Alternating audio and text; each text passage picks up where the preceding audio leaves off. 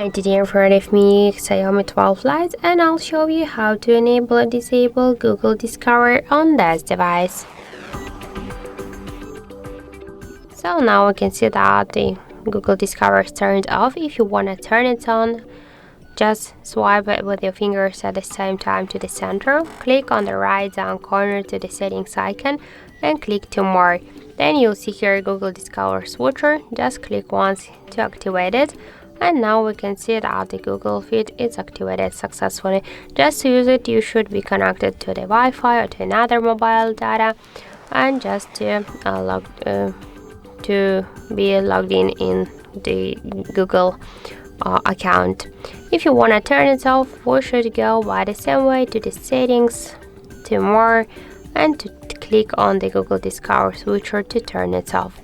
So that's it. Thank you for watching, and if you find this video helpful, don't forget to leave a like, comment and to subscribe our channel.